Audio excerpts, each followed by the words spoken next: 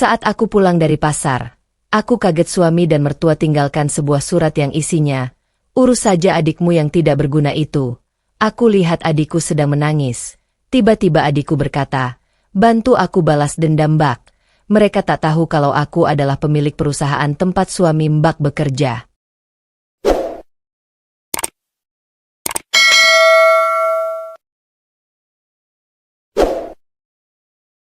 Kehidupan sederhana. Pagi itu, cahaya matahari masuk perlahan melalui celah jendela rumah kecil yang sudah mulai lapuk. Dindingnya sederhana, catnya pun mulai memudar. Namun rumah itu tetap menjadi saksi dari perjuangan hidup yang dijalani Alia setiap hari. Alia terbangun lebih dulu, seperti biasanya. Tanpa mengeluh, ia segera bangkit dari tempat tidurnya yang sederhana, melipat selimut dengan rapi, lalu berjalan ke dapur kecil di sudut rumah. Suara air mendidih dari panci menjadi musik pagi yang selalu menemaninya. Dengan bahan seadanya, Alia menyiapkan sarapan. Nasi hangat, telur dadar tipis, dan sedikit sambal. Tidak mewah, tapi cukup untuk mengisi tenaga. "Alia, sudah pagi ya?" Suara Raka terdengar dari dalam kamar. "Iya, sarapan sudah siap," jawab Alia lembut. Raka keluar dengan langkah pelan. Wajahnya masih terlihat lelah. Ia duduk di kursi kayu yang sudah agak goyah, lalu mulai makan tanpa banyak bicara. Alia duduk di seberangnya, memperhatikan suaminya dengan senyum tipis. Baginya, momen sederhana seperti ini sudah cukup membuat hatinya hangat. Meski hidup mereka jauh dari kata berkecukupan, Alia tak pernah mengeluh. Ia terbiasa hidup sederhana sejak dulu. Baginya, selama masih bisa makan, masih bisa bersama orang yang ia cintai, itu sudah lebih dari cukup. Namun di balik senyumnya, Alia tahu kehidupan mereka tidak mudah. Raka bekerja keras setiap hari, berangkat pagi dan pulang larut malam. Kadang wajahnya dipenuhi lelah, kadang emosinya mudah tersulut. Tapi Alia selalu berusaha memahami. Setelah Raka selesai makan, Alia segera membereskan meja. "Hati-hati di jalan ya," ucapnya sambil menyerahkan tas kerja Raka. Raka hanya mengangguk singkat. "Iya." Tanpa kata manis, tanpa pelukan, Raka langsung pergi meninggalkan rumah. Alia berdiri di depan pintu, memperhatikan langkah suaminya yang semakin menjauh. Angin pagi menyentuh wajahnya, namun ia tetap tersenyum kecil. "Tidak apa-apa," gumamnya pelan. "Yang penting kita masih bersama." Ia menutup pintu perlahan, kembali ke dalam rumah, dan melanjutkan aktivitasnya. Tak ada kemewahan, tak ada kenyamanan berlebih. Hanya rumah kecil, kehidupan sederhana, dan hati yang terus belajar untuk bersyukur. Namun Alia tidak tahu bahwa kehidupan sederhana yang ia jalani hari ini perlahan akan berubah menjadi badai yang tak pernah ia bayangkan sebelumnya. Adik yang dianggap beban. Siang hari di rumah kecil itu terasa lebih sunyi dari biasanya. Setelah Raka pergi bekerja, Alia kembali sibuk dengan pekerjaan rumah. Sementara itu, di sudut ruang tamu yang sederhana, Mira duduk diam dengan tatapan kosong. Mira adalah adik kandung Alia. Wajahnya cantik, tapi selalu tampak pucat dan lelah. Ia jarang berbicara, lebih sering menyimpan semuanya sendiri. Sejak tinggal bersama Alia dan Raka, keberadaannya justru terasa seperti bayangan yang tak diinginkan. "Aku bantu ya, Mbak," ucap Mira pelan, berdiri mendekati Alia yang sedang mencuci piring. Alia tersenyum lembut. "Nggak usah, kamu istirahat saja. Dari pagi kamu kelihatan capek." Namun belum sempat Mira menjawab, suara pintu terbuka dengan cukup keras. Dian masuk dengan wajah tidak bersahabat. Tatapannya langsung tertuju pada Mira, seolah keberadaannya adalah sesuatu yang mengganggu. Kamu lagi," suara Dian tajam. "Di rumah ini cuma bisa numpang hidup saja, ya?" Mira terdiam. Tangannya mengepal pelan, tapi ia tidak membalas. Alia langsung menoleh. Bu, jangan begitu. Jangan apa? Potong Dian sinis. Faktanya memang begitu, kan? Dia ini kerja apa? Bantu apa? Cuma makan dan tidur.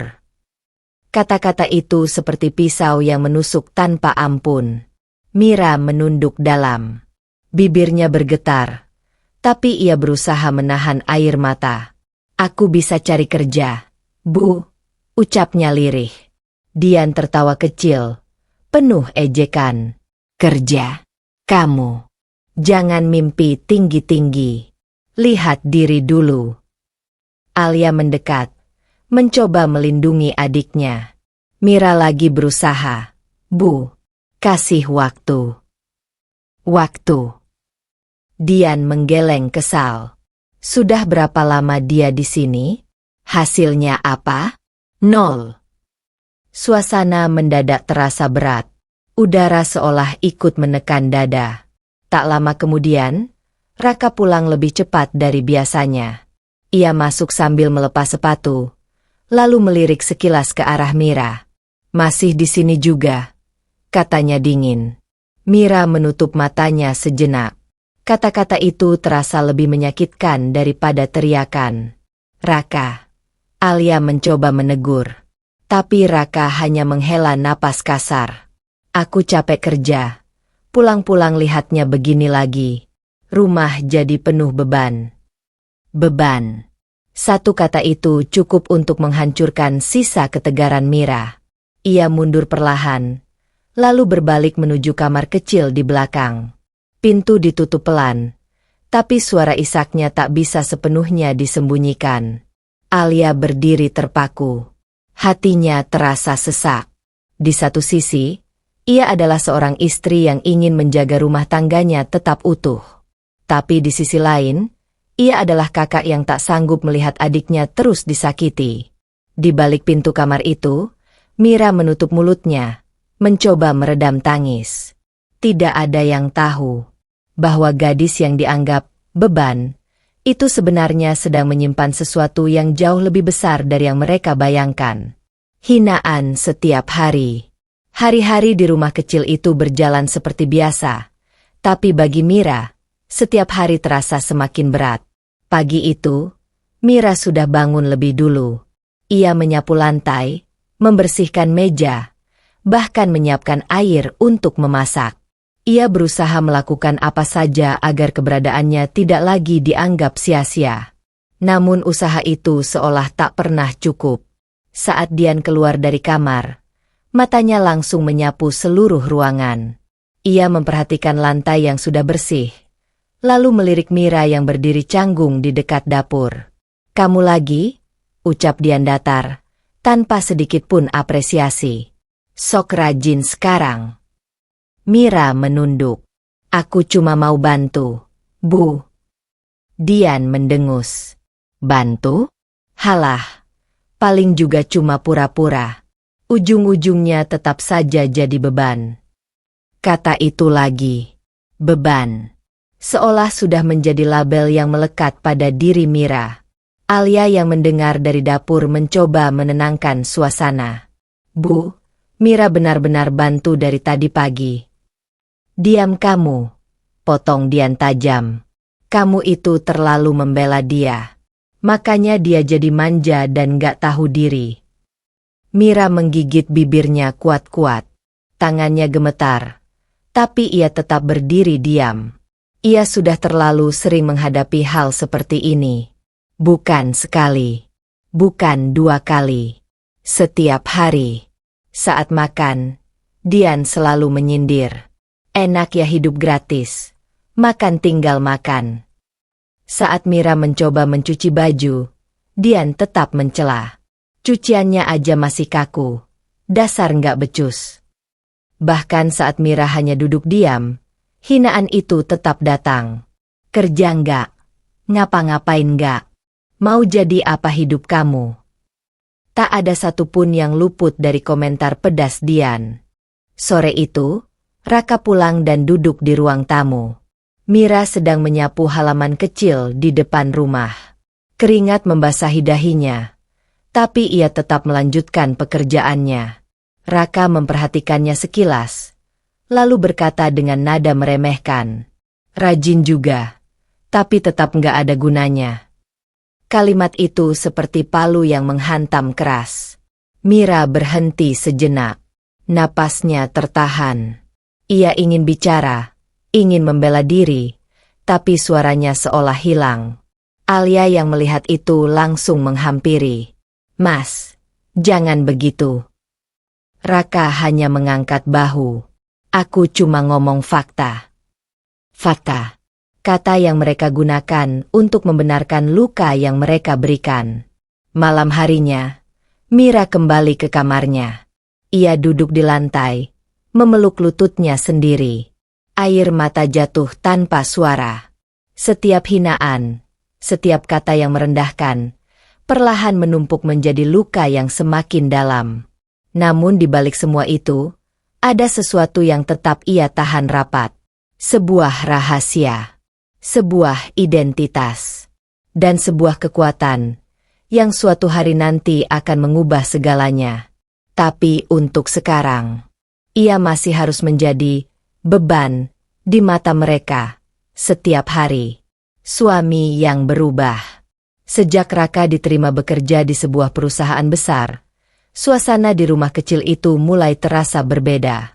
Awalnya, Alia merasa itu adalah kabar baik. Ia bahkan sempat tersenyum bangga saat Raka pulang membawa kabar tersebut. Baginya, mungkin ini awal dari perubahan hidup mereka ke arah yang lebih baik. Namun, harapan itu perlahan berubah menjadi sesuatu yang lain. Hari-hari setelah Raka mulai bekerja, ia menjadi semakin sibuk. Pulang lebih larut, berbicara lebih singkat, dan tersenyum semakin jarang. Tapi yang paling terasa bukan hanya kesibukannya, melainkan sikapnya. Raka mulai berubah.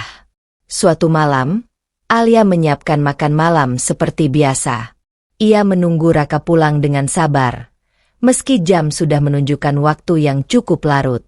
Saat Raka akhirnya masuk, ia tidak seperti dulu. Wajahnya dingin, langkahnya cepat, dan tatapannya tidak lagi hangat. "Aku sudah masak," kata Alia pelan sambil tersenyum. Raka hanya melirik sekilas. "Aku sudah makan di kantor." Alia terdiam sejenak. "Oh, tidak bilang dulu." Raka melepas tas kerjanya tanpa menjawab, lalu duduk di sofa. Tidak ada percakapan lanjutan. Tidak ada rasa ingin tahu. Hanya keheningan yang semakin sering terjadi di antara mereka. Di sudut ruangan, Mira sedang membereskan piring. Ia bisa merasakan perubahan itu, meski tidak pernah diminta untuk ikut campur. Beberapa hari kemudian, perubahan Raka semakin jelas. Ia mulai berbicara dengan nada lebih tinggi, lebih tegas, dan seringkali merendahkan. "Di kantor itu orang-orangnya profesional," ucap Raka suatu malam. "Bukan seperti di rumah ini." Alia menoleh. "Maksudmu?" Raka menatapnya datar. "Maksudku, cara berpikir harus naik level. Nggak bisa terus begini-begini saja." Kata-katanya terdengar seperti sindiran, meski tidak langsung menyebut siapapun. Sejak itu, Raka mulai sering membandingkan dirinya dengan orang lain. "Orang sukses itu tidak banyak drama," katanya suatu waktu. "Fokus kerja, bukan hal-hal tidak penting." Mira yang berada di dapur terdiam. Ia tahu kalimat itu bukan kebetulan. Dian pun ikut merasakan perubahan Raka. Namun, alih-alih khawatir, ia justru semakin bangga. "Bagus," kata Dian suatu pagi. "Akhirnya kamu naik kelas. Jangan sampai kamu terpengaruh lingkungan yang tidak selevel." Mira mendengar itu dari kejauhan, tapi ia hanya bisa diam. Hari itu, Raka berangkat kerja lebih pagi dari biasanya. Sebelum pergi, ia sempat melirik Mira yang sedang menyapu halaman. Tatapannya dingin. "Di kantor aku tidak mau ada orang yang lemah," ucapnya singkat, seperti berbicara pada dirinya sendiri. Lalu ia pergi. Alia berdiri di depan pintu, memperhatikan punggung suaminya yang menjauh. Ada sesuatu yang berbeda dari pria yang dulu ia kenal. Bukan hanya sibuk, bukan hanya lelah, tapi semakin jauh. Dan tanpa ia sadari, Raka tidak hanya berubah karena pekerjaan, tapi juga karena rasa sombong yang mulai tumbuh di dalam dirinya. Tekanan yang memuncak. Hari demi hari, rumah kecil itu tidak lagi terasa seperti tempat pulang yang hangat. Yang tersisa hanyalah ruang penuh ketegangan, di mana Alia harus berjalan hati-hati di antara dua sisi yang semakin sulit dipahami. Raka semakin dingin, Dian semakin tajam, dan Mira semakin sering diam. Alia menjadi satu-satunya yang mencoba menjaga semuanya tetap utuh, meski dirinya sendiri perlahan mulai retak. Pagi itu, suasana sudah terasa tegang sejak awal. Raka berdiri di depan cermin, merapikan pakaian kerjanya dengan rapi. Wajahnya serius, seperti seseorang yang sedang mempersiapkan diri menghadapi dunia besar di luar sana. Alia mendekat perlahan. "Sarapan dulu, Mas." Raka tidak langsung menjawab. Ia hanya melihat sekilas ke arah meja, lalu berkata datar, "Aku ada meeting pagi. Jangan ganggu." Kalimat itu singkat, tapi cukup membuat Alia menahan napas. Di dapur, Mira sedang menyiapkan air minum tanpa diminta. Ia berusaha tidak terlihat, seperti biasa. Namun Dian masuk dan langsung mengerutkan dahi. "Masih di sini juga kamu?" ucapnya tajam ke arah Mira. Mira berhenti sejenak. "Aku cuma bantu, Bu." "Bantu?" Dian tertawa kecil. "Kamu itu justru bikin rumah ini makin semrawut." Alia langsung menoleh. "Bu, tolong. Jangan bela-bela dia terus." Suara Dian meninggi. "Kamu itu istri, bukan pengasuh." Kata-kata itu membuat Alia terdiam. Di satu sisi, ia ingin membela adiknya. Di sisi lain, ia tidak ingin memperburuk hubungan rumah tangganya yang sudah mulai rapuh. Raka yang mendengar keributan itu hanya menarik napas panjang. "Bisa nggak sih rumah ini tenang?" katanya dingin. "Aku capek tiap hari pulang lihat hal yang sama." Tidak ada penjelasan. Tidak ada empati. Hanya keluhan. Mira menunduk dalam, lalu perlahan melangkah keluar dari dapur tanpa suara. Alia melihat itu semua. Dadanya terasa sesak, tapi ia masih mencoba bertahan. Sore harinya, situasi semakin memburuk. Raka pulang dengan wajah lebih tegang dari biasanya. Ia meletakkan tasnya dengan keras di meja. "Aku tadi dipanggil atasan," katanya langsung. Alia menatapnya khawatir. "Ada apa?" "Katanya ada masalah kecil di laporan," jawab Raka dengan nada kesal. "Dan itu bikin aku jadi bahan omongan." Hening sejenak. Lalu tatapan Raka berubah. "Jangan-jangan karena suasana rumah ini yang bikin aku nggak fokus." Kalimat itu jatuh seperti tuduhan. Alia terkejut. "Maksud Mas, aku?" Raka tidak langsung menjawab, tapi diamnya justru lebih menyakitkan. Di sudut ruangan, Mira yang baru masuk langsung berhenti melangkah. Dian, seperti biasa, menambahkan bahan bakar. "Ya jelaslah," ucapnya sinis. "Kalau rumah berantakan, pikiran orang juga kacau." Alia menatap mereka satu persatu. Tiba-tiba ia merasa seperti berdiri sendirian di tengah ruangan yang sama sekali tidak lagi memihaknya. "Jadi sekarang semua salah aku?" Suara Alia pelan, hampir bergetar. Tidak ada yang menjawab dengan lembut. Tidak ada yang mencoba memahami. Malam itu, Alia duduk sendirian di kamar. Tangannya gemetar saat merapikan selimut yang sebenarnya tidak perlu dirapikan.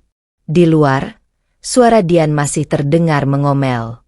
Raka masih sibuk dengan ponselnya. Mira sudah menghilang ke kamar kecilnya sejak tadi. Alia menutup matanya. Untuk pertama kalinya, Ia merasa bukan hanya rumah yang mulai runtuh, tapi juga dirinya sendiri yang perlahan kehilangan tempat untuk berdiri. Hari di pasar. Pagi itu, langit terlihat cerah seperti biasa. Tidak ada tanda-tanda bahwa hari itu akan menjadi hari yang berbeda dari hari-hari sebelumnya. Alia bangun lebih awal, seperti rutinitasnya. Rumah masih sunyi ketika ia menyiapkan daftar belanja sederhana. Beras, sayuran, dan beberapa kebutuhan dapur lainnya sudah hampir habis. Ia melirik ke arah kamar Raka. Pintu masih tertutup. Mungkin suaminya sudah berangkat lebih awal, atau masih beristirahat setelah malam yang melelahkan. Di kamar kecil belakang, Mira juga belum terlihat keluar. Seperti biasa, ia lebih banyak diam akhir-akhir ini. Alia menarik napas pelan. "Aku ke pasar dulu ya," ucapnya lirih, meski tidak ada yang benar-benar mendengar. Ia mengambil tas kain sederhana, lalu keluar rumah. Suasana jalanan pagi itu cukup ramai. Orang-orang berlalu lalang, suara kendaraan bercampur dengan teriakan pedagang yang mulai membuka lapak mereka. Semua terlihat normal, seperti hari-hari biasanya. Alia berjalan pelan di antara keramaian itu. Ia sudah terbiasa dengan suasana pasar, sudah hafal jalan, bahkan sudah mengenal beberapa pedagang langganannya. "Bu Alia, seperti biasa ya?" tanya seorang penjual sayur sambil tersenyum. Alia mengangguk kecil. "Iya, Pak. Yang murah saja hari ini." Ia memilih sayuran satu persatu dengan hati-hati, menghitung uang yang ia bawa agar cukup untuk beberapa hari ke depan. Hidup sederhana membuatnya terbiasa berpikir hemat dalam setiap langkah. Di tengah kesibukannya memilih belanjaan, pikirannya justru melayang ke rumah. Raka yang semakin dingin, Dian yang semakin tajam, Mira yang semakin sering diam tanpa kata. Alia menunduk pelan sambil memasukkan uang kembalian ke dalam tasnya. "Kenapa semuanya jadi seperti ini?" gumamnya pelan, nyaris tak terdengar. Namun ia segera menggeleng kecil, seperti berusaha mengusir pikiran itu. "Tidak apa-apa, mungkin hanya lelah saja," bisiknya pada dirinya sendiri. Ia melanjutkan berjalan dari satu lapak ke lapak lain, tanpa menyadari bahwa ada sesuatu yang sedang bergerak di balik kehidupannya yang tampak biasa itu. Seseorang yang selama ini ia anggap hanya adik yang tidak berarti, sedang bersiap mengubah segalanya. Dan hari itu, tanpa Alia sadari, langkah kecilnya menuju pasar akan menjadi awal dari perubahan besar yang tak pernah ia bayangkan sebelumnya. Surat pengkhianatan. Sore itu, langit mulai berubah warna menjadi jingga ketika Alia kembali dari pasar. Di tangannya, ia membawa kantong belanja sederhana yang terasa lebih berat dari biasanya, bukan karena isinya, tetapi karena lelah yang ia tahan sejak pagi. Langkahnya pelan saat ia mendekati rumah kecil itu. Dari luar, semuanya tampak seperti biasa. Tidak ada suara. Tidak ada tanda-tanda kehidupan yang aneh. Namun saat Alia membuka pintu, hening. Terlalu hening. "Aku pulang," ucapnya pelan, seperti kebiasaan yang tak pernah ia tinggalkan. Tidak ada jawaban. Alia mengerutkan dahi. Ia melangkah masuk, meletakkan belanjaannya di meja dapur. Matanya menyapu ruangan satu persatu.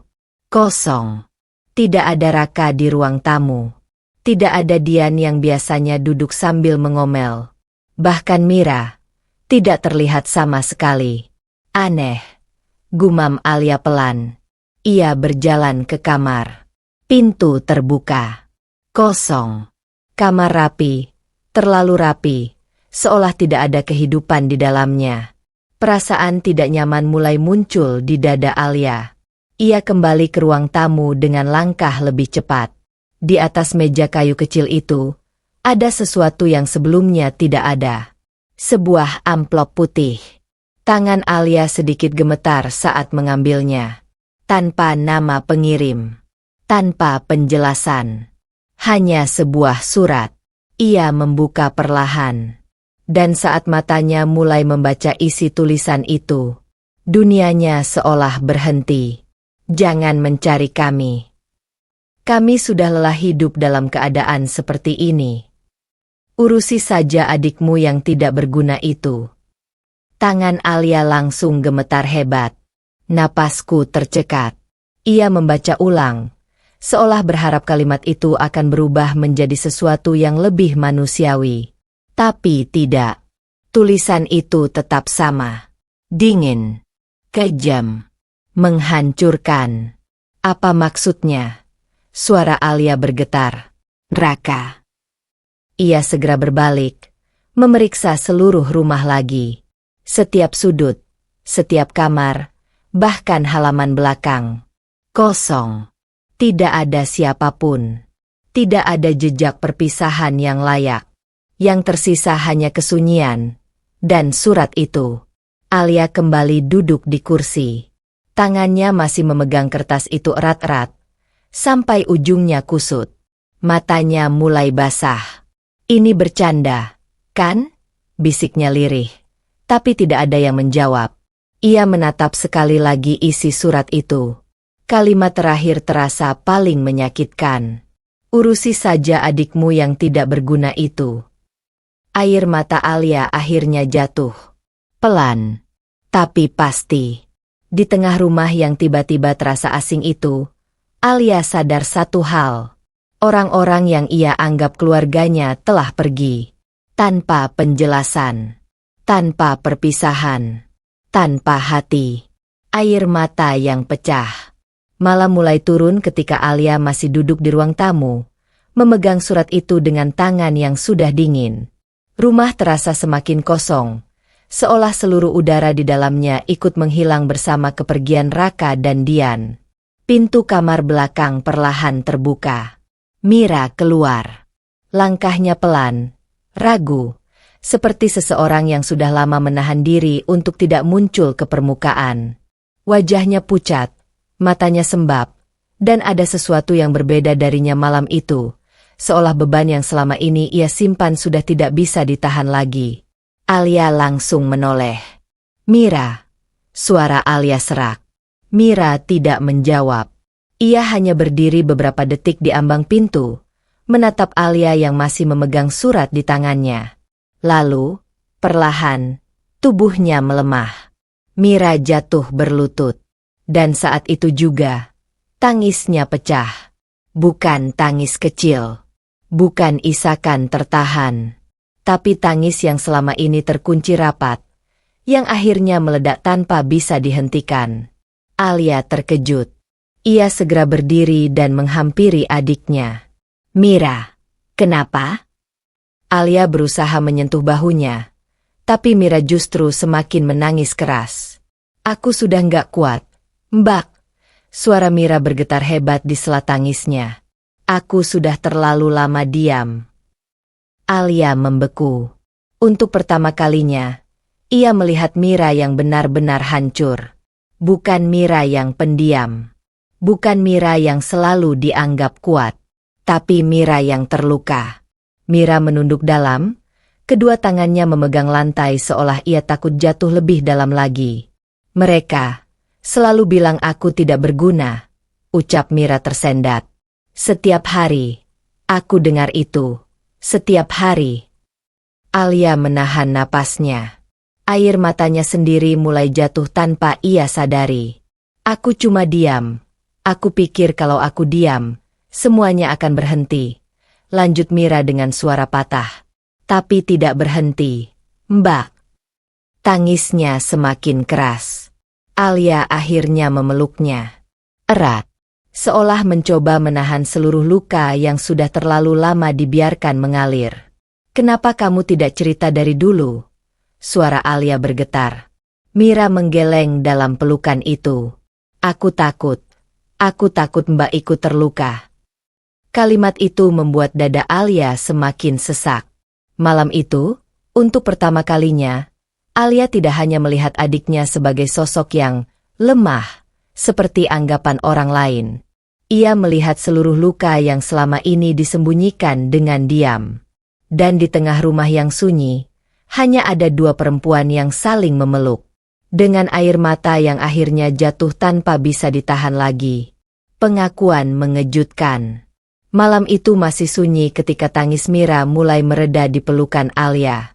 Nafasnya masih tersengal, matanya sembab, dan tubuhnya sedikit bergetar seperti seseorang yang baru saja melewati badai panjang yang selama ini ia tahan sendirian. Alia masih memeluknya erat, seolah takut jika ia melepas sedikit saja, adiknya akan kembali runtuh. "Mira, kamu harus tenang," suara Alia pelan, penuh kekhawatiran. Mira mengusap wajahnya perlahan. Ia duduk di lantai, bersandar pada dinding, menatap kosong ke depan. Beberapa detik berlalu dalam keheningan yang berat. Lalu, ia berbicara. "Aku sudah tidak mau diam lagi, Mbak." Alia menoleh. Ada sesuatu dalam nada suara Mira yang berbeda. Bukan lagi suara lemah yang penuh luka, tapi sesuatu yang lebih dalam. Lebih tegas, lebih dingin. Mira menarik napas panjang. "Aku bukan orang biasa seperti yang mereka pikir." Alia mengerutkan dahi. "Maksud kamu?" Mira perlahan mengangkat wajahnya. Matanya masih merah, tapi ada ketegasan yang mulai muncul di sana. "Semua yang mereka hina selama ini, bukan siapa-siapa," ucapnya pelan, tapi jelas. "Itu bukan aku yang sebenarnya." Alia semakin bingung. "Mira, kamu ngomong apa?" Mira terdiam sejenak. Lalu, dengan suara yang lebih stabil, ia melanjutkan. "Aku adalah pemilik perusahaan tempat Raka bekerja." Keheningan langsung jatuh. Seolah seluruh dunia berhenti berputar. Alia membeku. "Apa?" Hanya itu yang bisa keluar dari mulutnya. Mira menatapnya lurus. "Iya, Mbak." Suaranya kini lebih tegas. "Perusahaan tempat suamimu bekerja, itu milikku." Alia mundur sedikit. Masih tidak percaya dengan apa yang baru saja ia dengar. "Kamu bercanda kan?" Suara Alia bergetar. Mira menggeleng pelan. "Aku tidak pernah bercanda soal ini." Ia menunduk sebentar, lalu melanjutkan dengan nada lebih dalam. "Aku sengaja tidak pernah menunjukkan siapa aku. Aku ingin hidup seperti orang biasa. Aku ingin tahu bagaimana dunia memperlakukan seseorang tanpa nama besar." Alia masih terpaku, sulit memproses semua itu. Mira mengepalkan tangannya. "Tapi yang aku dapatkan, justru penghinaan. Perlakuan seperti sampah. Bahkan dari suamimu sendiri." Kalimat itu membuat udara terasa semakin berat. Alia menatap adiknya, antara syok dan tidak percaya. Mira berdiri perlahan. Wajahnya masih basah oleh air mata, tapi sorot matanya kini berubah total. "Dan sekarang," ucapnya pelan, "aku sudah tahu cukup banyak." Alia masih diam. Mira melangkah ke arah jendela, menatap gelapnya malam di luar. Mulai sekarang, tidak akan ada lagi Mira yang diam. Suasana rumah itu berubah dalam sekejap. Bukan lagi tempat penuh tangis, tapi awal dari sesuatu yang jauh lebih besar. Dan Alia sadar, malam ini, adiknya bukan lagi seseorang yang bisa diremehkan siapapun. Rencana balas dendam. Malam semakin larut. Namun di dalam rumah yang kini terasa berbeda itu, Alia dan Mira masih duduk berhadapan. Suasana tidak lagi dipenuhi tangis, melainkan keheningan yang berat. Keheningan setelah sebuah kebenaran besar terungkap. Alia masih terlihat syok. Tatapannya sesekali jatuh ke wajah Mira, seolah memastikan bahwa semua yang tadi ia dengar bukan sekadar mimpi buruk. "Mira," suara Alia akhirnya pecah. "Kamu serius soal semua itu?" Mira mengangguk pelan. Tidak ada keraguan di matanya kali ini. "Iya, Mbak." Alia menarik napas panjang. "Tapi, kenapa kamu diam saja selama ini? Kenapa kamu biarkan mereka memperlakukan kamu seperti itu?" Mira terdiam sejenak. Tangannya mengepal pelan di pangkuannya. Aku ingin melihat sampai sejauh mana manusia bisa kehilangan rasa hormatnya, jawab Mira pelan. Dan aku sudah melihat semuanya. Suasana kembali sunyi. Lalu Mira menatap Alia lebih dalam. Tapi sekarang sudah cukup. Alia mengerutkan dahi. Maksud kamu? Mira berdiri perlahan, lalu berjalan beberapa langkah di ruangan itu, seperti sedang mengatur pikirannya. Aku tidak akan membiarkan ini berakhir begitu saja. Suaranya tenang, tapi tegas. Aku butuh bantuan Mbak. Alia terdiam. Bantuan apa? Mira berhenti di depan Alia.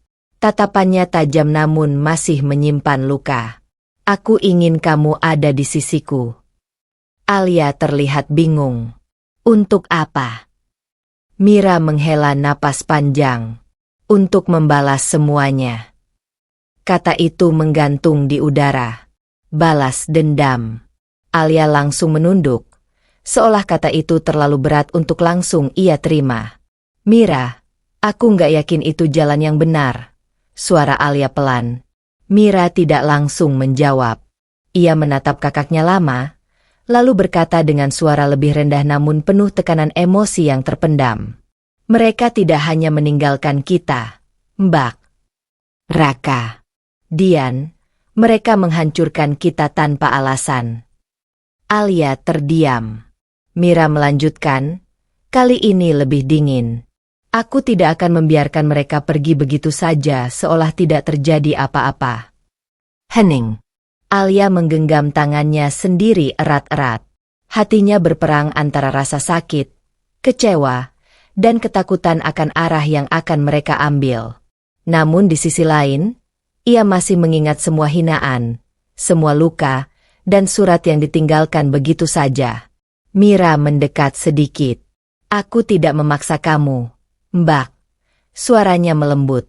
Tapi aku ingin kamu tahu, aku tidak lagi akan diam. Alia menatap adiknya lama. Untuk pertama kalinya, ia melihat bukan hanya seorang adik yang terluka, tapi seseorang yang sudah siap mengubah luka itu menjadi kekuatan. Dan malam itu, di tengah keheningan yang menekan, sebuah keputusan besar mulai terbentuk, yang akan mengubah hidup mereka selamanya. Keraguan Alia. Malam setelah pengakuan itu terasa jauh lebih berat bagi Alia. Ia duduk sendirian di sudut ruang tamu, sementara Mira sudah masuk ke kamar dan menutup pintunya rapat-rapat. Rumah yang biasanya penuh ketegangan kini berubah menjadi sunyi yang berbeda. Sunyi yang membuat pikiran Alia semakin berisik. Di tangannya, Alia masih memegang ujung kain selimut yang ia lipat berulang kali tanpa tujuan. Tatapannya kosong, namun pikirannya penuh. Ucapan Mira terus terngiang. Aku pemilik perusahaan tempat Raka bekerja. Aku ingin membalas semuanya. Alia menunduk, menghela napas panjang. Balas dendam, bisiknya pelan, seperti mencoba memahami kata itu sendiri. Namun di balik semua itu, ada sesuatu yang tidak bisa ia buang begitu saja dari hatinya. Raka. Meski perlakuannya akhir-akhir ini menyakitkan, meski surat yang ditinggalkan begitu dingin dan kejam, Alia tidak bisa mematikan perasaan yang sudah lama tumbuh. Ia masih mencintai suaminya. Cinta yang tidak lagi indah, tapi juga belum sepenuhnya mati. Alia memejamkan mata. Ingatan tentang hari-hari sederhana mereka kembali muncul, meski kini terasa jauh dan buram. Raka yang dulu tidak sekeras itu. Raka yang pernah tersenyum. Raka yang pernah duduk bersamanya tanpa jarak. Kenapa harus jadi seperti ini? Suara Alia bergetar pelan. Ia membuka mata kembali, menatap lantai. Di satu sisi, ia melihat luka, pengkhianatan, hinaan. Di sisi lain, ada kenangan yang belum sepenuhnya hilang. Pintu kamar Mira sedikit terbuka. Cahaya redup dari dalam terlihat, tapi tidak ada suara. Alia tahu, di balik pintu itu, adiknya sedang menunggu keputusan. Menunggu apakah Alia akan ikut masuk dalam rencana yang sudah mulai terbentuk, atau berhenti di titik ini. Alia menutup wajahnya dengan kedua tangan. Aku harus bagaimana? Bisiknya hampir tak terdengar. Hatinya terjebak di antara dua pilihan yang sama-sama menyakitkan. Memaafkan atau melawan. Mencintai atau melepaskan. Dan untuk pertama kalinya sejak semuanya hancur, Alia sadar bahwa tidak semua luka bisa dijawab dengan kemarahan. Tapi juga tidak semua cinta bisa bertahan setelah dikhianati. Luka yang terlalu dalam. Pagi itu datang tanpa kehangatan. Matahari tetap terbit seperti biasa, tetapi bagi Alia, tidak ada lagi rasa tenang yang menyertainya. Semalaman ia hampir tidak tidur. Pikirannya terus berputar di antara cinta yang tersisa dan luka yang semakin dalam. Di ruang tamu, Alia duduk diam. Wajahnya terlihat lelah. Matanya sembab. Di depannya, meja kecil masih menyisakan gelas air yang tidak tersentuh sejak tadi malam. Pintu kamar Mira terbuka perlahan. Mira keluar dengan langkah tenang. Berbeda dari kemarin, wajahnya tidak lagi dipenuhi tangis. Yang ada hanya ketegasan yang tertahan, seperti seseorang yang sudah memutuskan arah hidupnya. Ia menatap Alia lama. Kamu masih belum jawab, Mbak, ucap Mira pelan. Alia tidak langsung menoleh. Mira melangkah mendekat, lalu duduk di hadapan kakaknya. Aku tidak akan memaksa, lanjutnya. Tapi aku juga tidak akan berhenti. Keheningan kembali jatuh. Alia menggenggam tangannya sendiri erat-erat. Napasnya berat, seolah ada sesuatu yang menekan dadanya dari dalam. Aku tidak tahu apakah ini benar. Suara Alia pelan. Mira tidak menyela. Ia hanya menunggu. Alia akhirnya mengangkat wajahnya. Mas Raka. Suaranya bergetar. Dia memang berubah. Dia menyakitiku.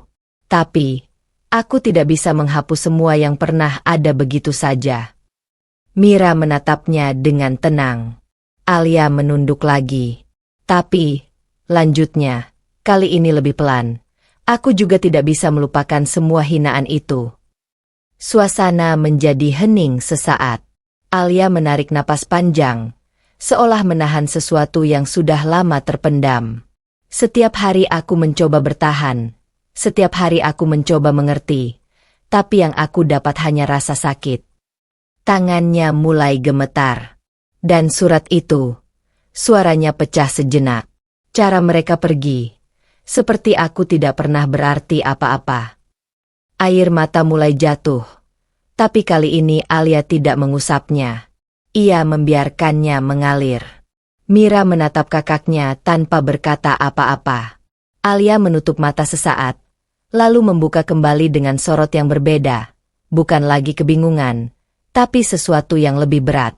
Kalau kamu yakin ini jalan yang kamu pilih, ucap Alia pelan, aku akan ada di sisimu. Mira terdiam.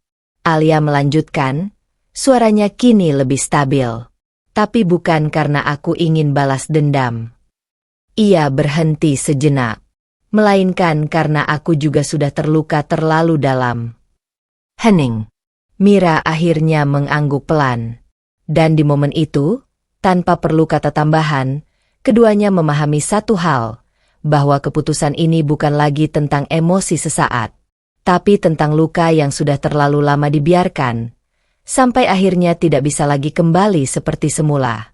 Wajah baru Mira. Beberapa hari setelah keputusan itu diambil, suasana hidup Mira berubah total.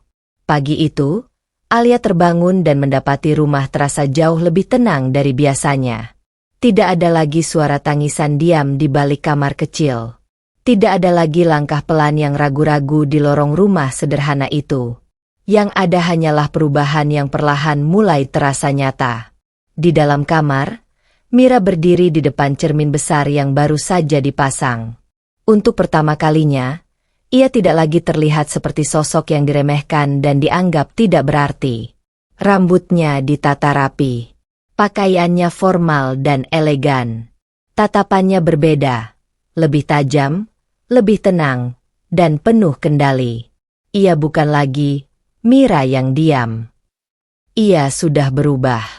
Alia yang baru masuk ke kamar itu langsung berhenti di ambang pintu. Matanya membesar sedikit, seolah tidak percaya dengan sosok di hadapannya. "Mira," suara Alia pelan. Mira menoleh. Wajahnya tenang. "Aku sudah siap," ucapnya singkat. Alia mendekat perlahan. "Kamu benar-benar berubah." Mira tersenyum tipis, bukan senyum lemah seperti dulu, tapi senyum yang menyimpan ketegasan. "Aku tidak berubah, Mbak." Ia berhenti sejenak. "Aku hanya berhenti menyembunyikan siapa aku sebenarnya." Di luar rumah, sebuah mobil hitam sudah menunggu. 2 orang pengawal berdiri di dekatnya, diam dan profesional. Alia melihat itu dengan sedikit terkejut. "Kamu benar-benar akan kembali ke perusahaan itu sekarang?" Mira mengangguk. "Iya." Suaranya tidak lagi ragu. "Sudah terlalu lama aku membiarkan orang lain berjalan di atas namaku." Ia melangkah keluar kamar, melewati Alia dengan langkah mantap. Setiap langkahnya kini berbeda. Tidak ada lagi keraguan, tidak ada lagi rasa takut. Di dalam mobil, Mira duduk dengan tenang. Laptop terbuka di pangkuannya. Layar-layar laporan perusahaan mulai memenuhi pandangannya. Ia membaca semuanya dengan cepat, fokus, tanpa emosi berlebihan. Alia yang berdiri di depan pintu rumah hanya bisa memperhatikan dari kejauhan. Untuk pertama kalinya, ia melihat adiknya bukan sebagai sosok yang terluka, tetapi sebagai seseorang yang siap mengambil kembali kendali atas hidupnya sendiri. Dan di balik kaca mobil yang perlahan mulai berjalan pergi, Mira hanya berkata pelan pada dirinya sendiri. "Sekarang, giliran mereka yang tahu siapa aku sebenarnya." Kembali ke perusahaan. Gedung perusahaan itu berdiri tinggi di tengah kota. Kaca-kaca besarnya memantulkan cahaya pagi yang tajam. Orang-orang berlalu lalang di lobi dengan pakaian formal, sibuk dengan urusan masing-masing tanpa menyadari bahwa hari itu akan menjadi awal dari perubahan besar. Sebuah mobil hitam berhenti tepat di depan pintu utama. Pintu terbuka. Mira turun dengan langkah tenang. Penampilannya berbeda dari sosok yang selama ini mereka anggap tidak berarti.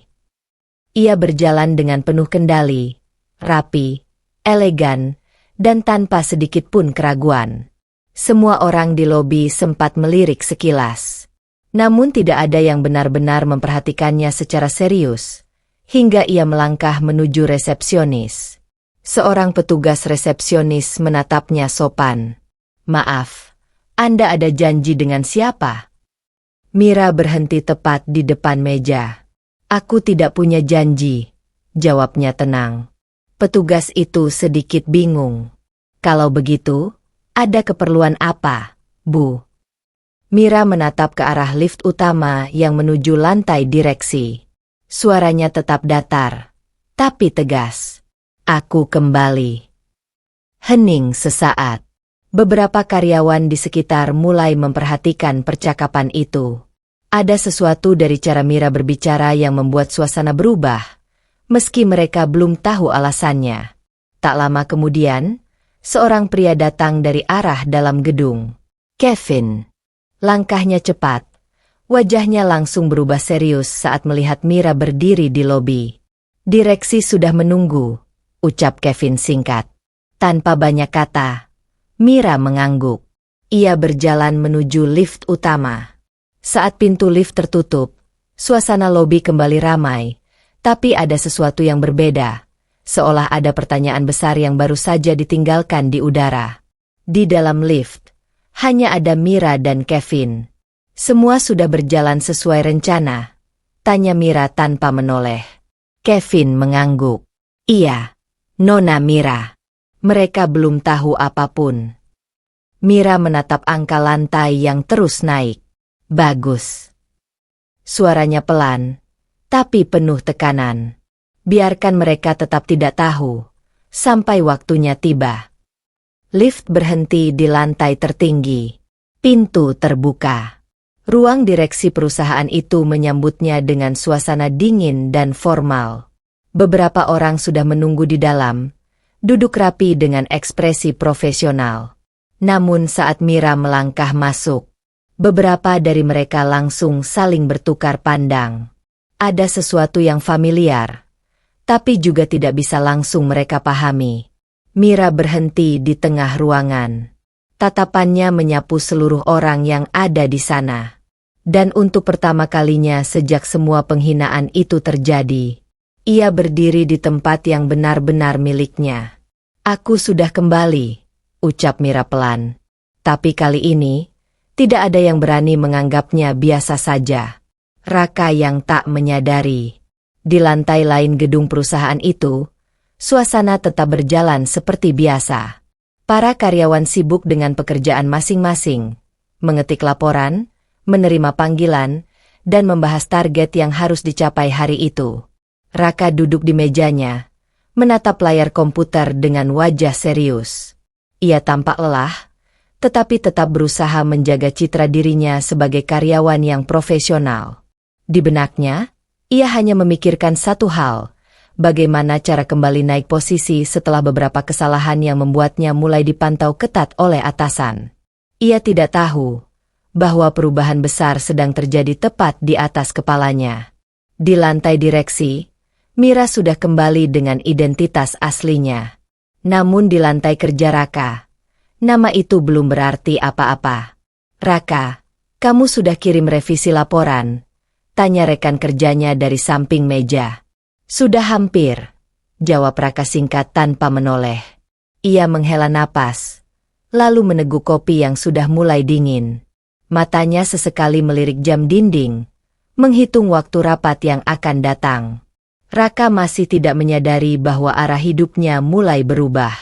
Di koridor luar ruangannya, beberapa karyawan lewat sambil berbisik pelan. "Kamu dengar belum?" Katanya ada orang penting baru di lantai atas. "Iya," katanya pemilik sebenarnya, tapi belum jelas siapa. Raka hanya mendengar sekilas, tanpa terlalu peduli. "Biasa," gumamnya pelan. "Orang baru lagi yang suka bikin suasana ribut." Ia kembali fokus pada pekerjaannya. Tak lama kemudian, pintu ruangan terbuka. Seorang supervisor masuk dengan wajah serius. "Raka," panggilnya. Raka langsung menoleh. "Iya, Pak." "Siapkan diri kamu. Ada meeting evaluasi mendadak." Raka mengernyit. "Evaluasi? Hari ini?" "Iya. Dan ini langsung dari manajemen atas." Kata-kata itu membuat beberapa orang di ruangan saling pandang. Raka menarik napas, mencoba tetap tenang. "Baik, saya siap." Namun di dalam hatinya, ada sedikit rasa tidak nyaman yang mulai muncul. Ia berdiri, merapikan kemejanya, lalu mengambil dokumen yang diperlukan. Tanpa ia sadari, langkahnya menuju ruang rapat itu bukan sekadar rutinitas kerja biasa, melainkan menuju sesuatu yang akan mengubah seluruh pemahamannya tentang siapa yang selama ini ia remehkan. Pertemuan pertama. Ruang rapat di lantai atas terasa lebih dingin dari biasanya. Lampu-lampu putih menyala terang, memantulkan suasana formal yang membuat setiap orang duduk dengan posisi tegak dan penuh kewaspadaan. Raka masuk bersama beberapa karyawan lain. Ia merapikan kemejanya sekali lagi sebelum duduk di kursi yang telah ditentukan.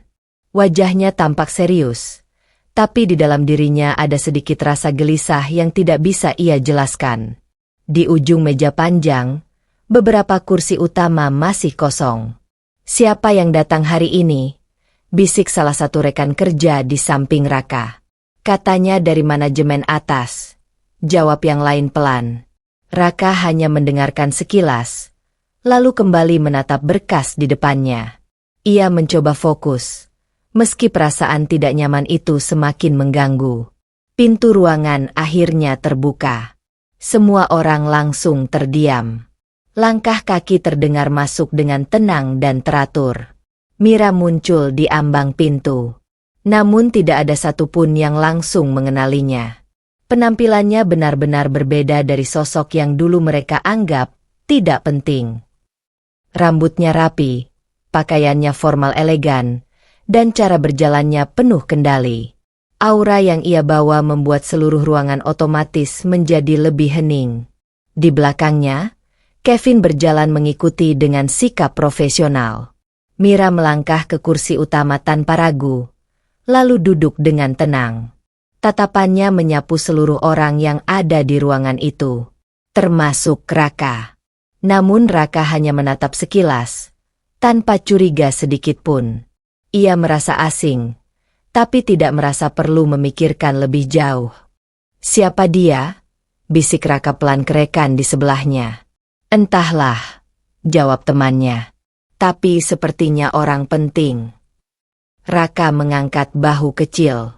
Paling juga orang baru dari pusat. Ia kembali melihat ke depan, tidak terlalu peduli. Di sisi lain ruangan, Mira memperhatikan seluruh peserta rapat dengan tenang. Tatapannya berhenti sesaat pada Raka. Lama. Tapi Raka tetap tidak menyadari apapun. Ia hanya melihat seorang wanita berkelas yang baru muncul di lingkungan perusahaan, bukan seseorang dari masa lalunya. Kevin berdiri di samping meja, lalu berbicara dengan suara tegas. "Rapat evaluasi dimulai sekarang." Suasana langsung berubah lebih serius. Raka menegakkan duduknya, bersiap menghadapi pembahasan yang menurutnya hanya akan menjadi rapat biasa seperti sebelumnya. Namun ia tidak tahu bahwa orang yang kini duduk di kursi utama itu adalah sosok yang pernah ia hina tanpa ampun. Dan hari itu, Raka masih duduk dengan tenang, tanpa sedikit pun menyadari bahwa ia baru saja bertemu dengan awal dari kehancurannya sendiri.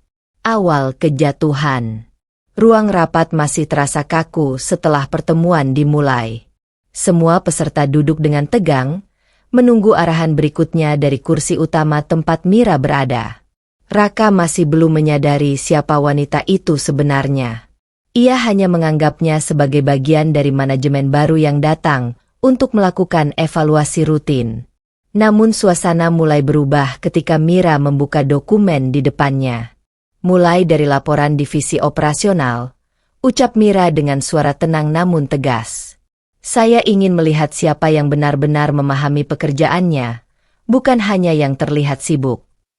Kalimat itu membuat beberapa orang saling pandang. Raka menegakkan duduknya. Ia merasa ini adalah bagian dari tes biasa, sesuatu yang bisa ia hadapi dengan pengalaman kerjanya selama ini. Kevin mulai menunjuk beberapa nama untuk mempresentasikan laporan. Satu persatu karyawan menjelaskan tugas mereka, dan Mira mendengarkan tanpa banyak ekspresi.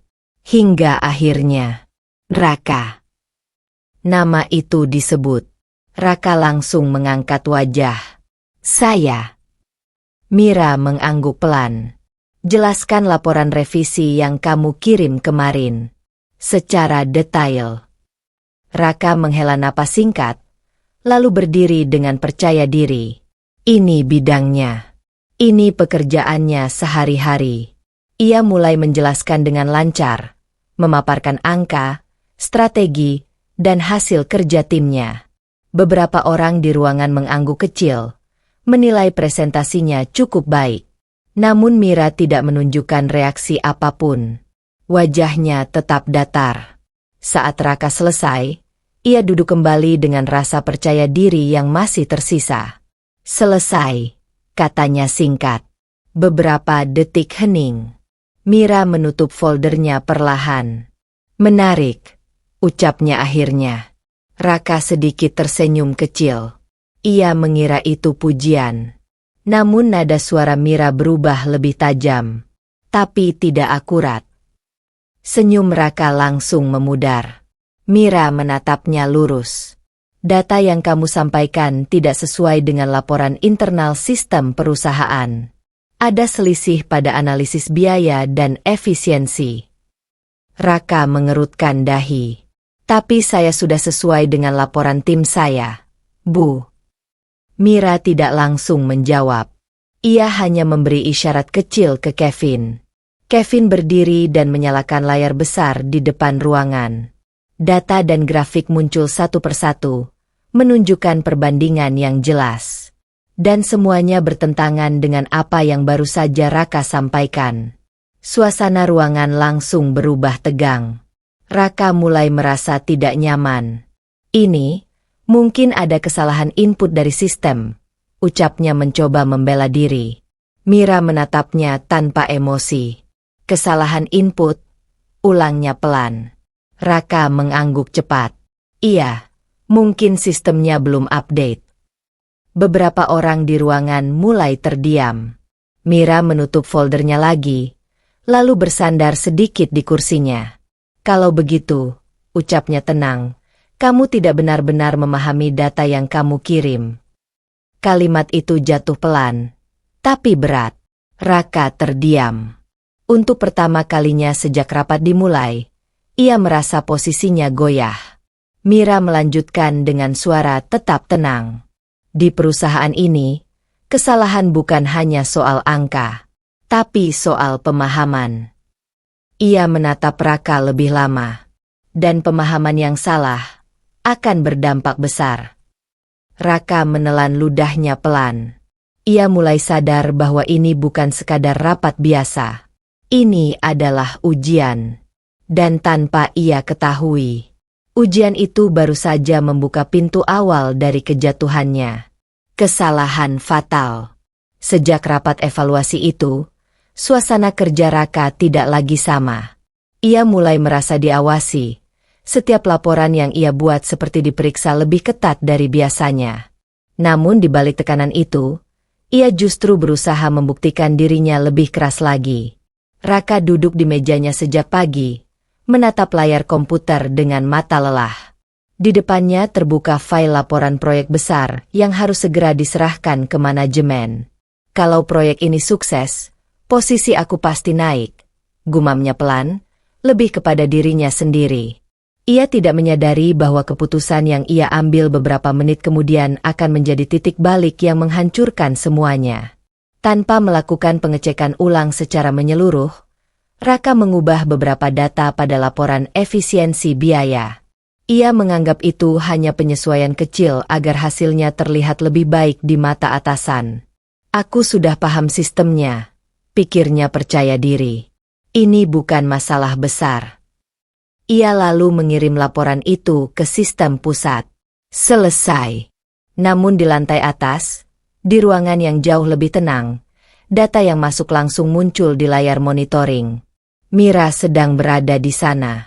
Tatapannya sedang membaca laporan lain ketika Kevin masuk dengan cepat. Nona Mira, ucap Kevin serius, ada perubahan data dari divisi operasional. Mira menoleh perlahan. Siapa yang mengirim? Kevin melihat layar sejenak. Raka. Ruangan langsung hening sesaat. Mira tidak langsung bereaksi. Ia hanya berdiri dari kursinya, lalu berjalan mendekati layar utama. Data yang ditampilkan membuat matanya sedikit menyipit. Ada perubahan angka yang tidak hanya salah, tapi juga manipulatif. Mira menatap lebih lama. Dia mengubah data tanpa validasi ulang. Suaranya pelan, tapi dingin. Kevin mengangguk hati-hati. Sepertinya begitu. Mira menghela napas pelan. Panggil dia ke ruang audit. Beberapa menit kemudian, Raka menerima pesan panggilan mendadak. Ruang audit. Sekarang. Ia mengernyit. Sekarang. Rekan kerjanya di sebelahnya menatap khawatir. Kenapa kamu? Raka berdiri, mencoba tetap tenang. Mungkin cuma klarifikasi biasa. Namun langkahnya menuju ruang audit terasa berbeda. Lebih berat. Lebih sunyi. Saat ia masuk ruangan itu, hanya ada satu meja, beberapa layar monitor, dan suasana dingin yang membuatnya langsung merasa tidak nyaman. Di ujung ruangan, Mira sudah duduk. Tatapannya langsung mengarah ke Raka begitu ia masuk. Dan untuk pertama kalinya, Raka merasa ada sesuatu yang sangat salah. Meski ia masih belum tahu apa itu. Mira membuka file di layar. Jelaskan ini, ucapnya singkat. Raka melihat layar itu. Dan saat itu juga, ia mulai menyadari bahwa kesalahan kecil yang ia anggap remeh ternyata bukan kesalahan biasa. Itu adalah kesalahan yang akan menentukan arah hidupnya selanjutnya. Teguran keras. Ruang briefing perusahaan pagi itu terasa lebih penuh dari biasanya. Beberapa kepala divisi dipanggil mendadak, tanpa penjelasan yang jelas. Raka duduk di barisan tengah, masih mencoba menenangkan pikirannya setelah kejadian di ruang audit kemarin. Namun ketenangan itu tidak bertahan lama. Pintu depan terbuka. Mira masuk. Langkahnya pelan, tapi setiap tapaknya seolah menekan suasana ruangan. Semua orang otomatis berdiri memberi hormat. Mira hanya mengangguk singkat, lalu langsung berjalan menuju posisi utama. Matanya tidak lepas dari Raka. Raka menelan ludah, merasa tidak nyaman tanpa tahu alasan pastinya. "Silakan duduk," ucap Mira akhirnya. Semua kembali duduk. Hening. Mira membuka tablet di tangannya, lalu menyambungkan layar besar di depan ruangan. Dalam sekejap, data proyek yang sama yang sebelumnya dipermasalahkan muncul di layar. Raka langsung menegang. Beberapa orang mulai saling pandang. Mira tidak menunda. "Proyek ini," ucapnya dingin, "mengalami manipulasi data di bagian laporan efisiensi." Suasana langsung berubah tegang. Raka mengangkat wajah cepat. "Tapi saya sudah jelaskan kemarin, itu hanya penyesuaian kecil." Diam. Satu kata. Singkat. Dingin. Raka langsung terdiam. Mira menatapnya tanpa ekspresi. "Di perusahaan ini," lanjutnya, "tidak ada yang namanya penyesuaian kecil tanpa prosedur." Suara Mira tidak meninggi, tapi justru itulah yang membuatnya lebih menekan. Setiap angka adalah tanggung jawab. Setiap perubahan adalah keputusan yang berdampak. Ia melangkah perlahan di depan ruangan, masih menatap Raka. "Dan kamu?" Ia berhenti. Raka merasa dadanya semakin sesak. Telah mengubah data tanpa otorisasi. Ruangan semakin sunyi. Beberapa orang bahkan tidak berani bergerak. Raka mencoba bicara lagi. "Saya hanya ingin memperbaiki laporan agar terlihat lebih baik di presentasi. Itu tidak merugikan perusahaan." Mira menoleh cepat ke arahnya. Tatapannya tajam. "Tidak merugikan?" ulangnya pelan. Kemudian ia mengangkat layar, menunjukkan perbandingan data asli dan data yang telah diubah. Kesalahan ini bisa membuat perusahaan mengambil keputusan investasi yang salah. Dan itu bukan tidak merugikan. Suara Mira tetap datar, tapi setiap kalimatnya seperti menekan ruang dada Raka. Raka terdiam. Kali ini ia tidak punya alasan lagi. Mira kembali ke tempatnya, lalu menatap seluruh ruangan. "Dengar baik-baik." Semua orang menegang. Di sini, tidak ada ruang untuk kelalaian yang disamarkan sebagai inisiatif. Lalu pandangannya kembali ke Raka. Dan untuk pertama kalinya di depan banyak orang itu, Mira menegurnya tanpa sedikit pun belas kasihan. "Kalau kamu tidak mampu mengikuti standar perusahaan ini," ia berhenti sejenak, "maka kamu tidak akan bertahan di sini." Kalimat itu jatuh seperti palu. Raka duduk diam. Wajahnya menegang, bukan hanya karena malu, tapi karena untuk pertama kalinya, ia benar-benar merasa posisinya mulai runtuh di depan semua orang. Ego yang terluka. Sejak teguran keras di ruang briefing itu, Raka tidak lagi bisa melihat dirinya dengan cara yang sama. Hari itu, ia keluar dari ruangan tanpa banyak kata. Semua mata masih tertuju padanya. Beberapa penuh simpati, beberapa lain penuh penilaian. Tapi satu hal yang paling membekas di pikirannya adalah tatapan Mira. Dingin, tegas, dan sama sekali tidak memberi ruang pembelaan. Di luar ruangan, Raka berhenti sejenak di koridor. Tangannya mengepal. Di depan semua orang, gumamnya pelan.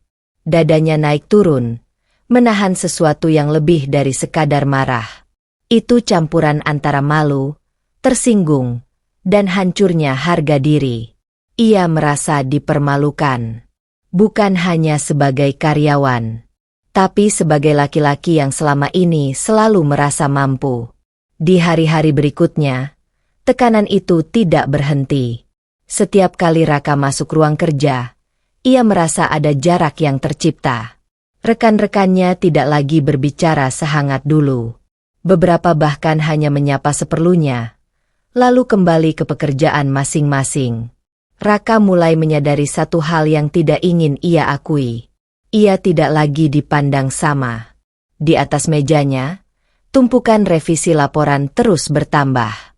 Setiap dokumen yang ia kirim selalu kembali dengan catatan koreksi dari tim audit. Dan nama yang paling sering muncul di setiap catatan itu adalah satu orang. Mira. Malam itu, Raka duduk sendirian di kantor yang mulai sepi. Hanya suara pendingin ruangan yang terdengar. Ia membuka kembali laporan yang sudah berkali-kali ditolak. Namun kali ini, ia tidak bisa fokus. Kata-kata Mira terus terulang di kepalanya. Kalau kamu tidak mampu mengikuti standar perusahaan ini, maka kamu tidak akan bertahan di sini. Raka menghela napas keras, lalu menutup laptopnya dengan kasar. Kenapa harus dipermalukan seperti itu di depan semua orang? Katanya dengan suara pelan tapi penuh emosi. Ia bersandar di kursinya, menatap langit-langit. Untuk pertama kalinya, ia tidak merasa sedang mengejar karir. Ia merasa sedang dipojokkan. Dan perasaan itu perlahan berubah menjadi sesuatu yang lebih gelap. Bukan hanya sakit hati, tapi ego yang terluka. Di sisi lain gedung, lampu ruangan Mira masih menyala. Ia sedang membaca laporan terbaru tanpa ekspresi. Kevin berdiri di sampingnya. Raka terlihat mulai tertekan. Ucap Kevin hati-hati. Mira tidak langsung menjawab. Ia hanya membalik halaman laporan berikutnya. Tekanan bukan tujuan, ucapnya tenang. Yang saya lihat adalah, apakah dia belajar atau hancur? Kevin terdiam. Mira menutup foldernya. Dan malam itu, tanpa Raka sadari, tekanan yang ia rasakan bukanlah akhir, melainkan awal dari sesuatu yang jauh lebih besar. Alia yang bangkit. Di rumah kecil yang dulu terasa sempit dan penuh tekanan, Alia kini duduk dengan cara yang berbeda. Bukan lagi sebagai istri yang menunggu kabar suami. Bukan lagi perempuan yang hanya menahan luka dalam diam. Kini ia duduk dengan sebuah laptop di depannya, menatap layar dengan mata yang lebih tenang, meski masih menyimpan jejak masa lalu yang belum sepenuhnya sembuh. Sejak keputusan untuk membantu Mira, hidup Alia berubah perlahan. Awalnya ia hanya diminta membantu hal-hal kecil, mencatat data, memeriksa laporan sederhana, dan mengamati kebiasaan kerja di lingkungan perusahaan Raka. Namun semakin ia terlibat, semakin ia menyadari sesuatu yang selama ini tidak pernah ia lihat. Dunia yang selama ini ia takuti, ternyata bisa ia pahami. Malam itu, Alia membuka file data yang dikirim Mira. Baris demi baris angka, laporan, dan catatan internal perusahaan memenuhi layar. Ia mengernyit kecil. Ada yang tidak sinkron, gumamnya pelan. Ia menandai beberapa bagian, lalu membandingkannya dengan data sebelumnya yang pernah ia lihat secara tidak sengaja dari Raka. Semakin ia membaca, semakin jelas pola yang muncul. Kesalahan Raka bukan hanya satu, tapi berulang. Dan yang lebih mengejutkan, beberapa keputusan yang ia anggap sepele ternyata punya dampak besar pada alur proyek perusahaan. Alia terdiam lama. Tangannya berhenti di atas mouse. Bukan karena bingung, tapi karena ia mulai mengerti sesuatu yang baru tentang dirinya sendiri. Beberapa hari kemudian, ia bertemu Mira di sebuah ruangan tertutup di lantai berbeda. Mira duduk tenang, seperti biasa.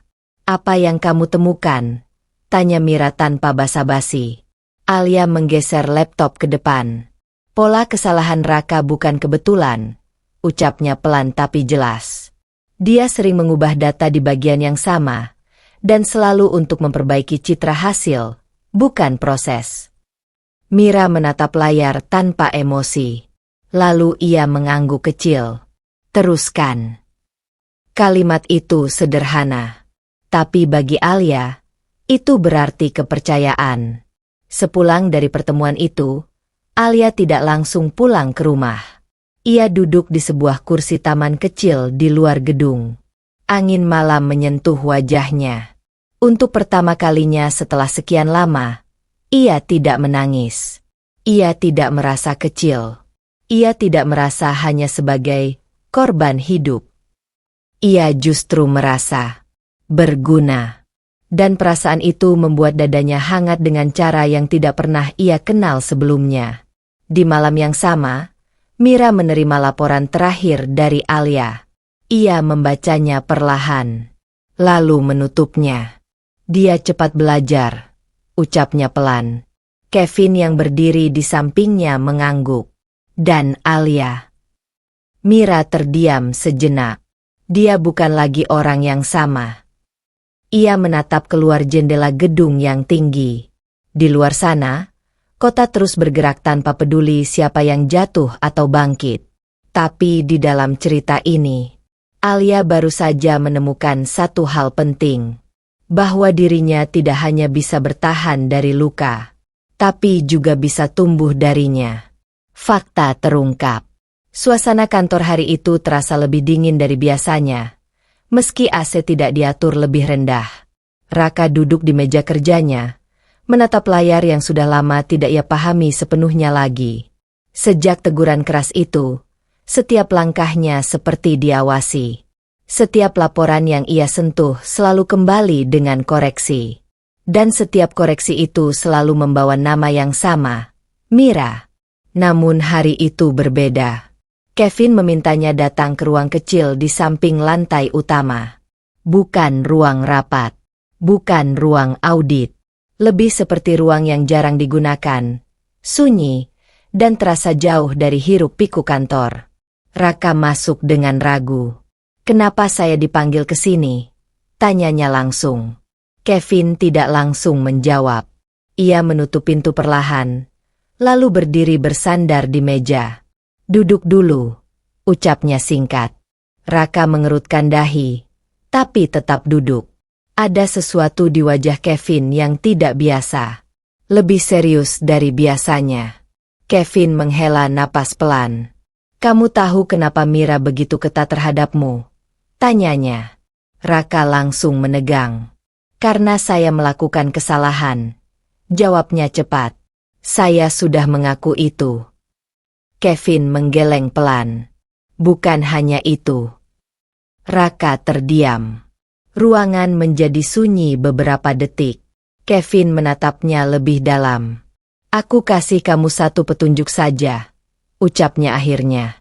Mira bukan orang biasa. Raka mengernyit. Maksudnya? Kevin tidak langsung menjawab. Ia berjalan ke arah jendela kecil di ruangan itu, lalu berbicara tanpa menoleh.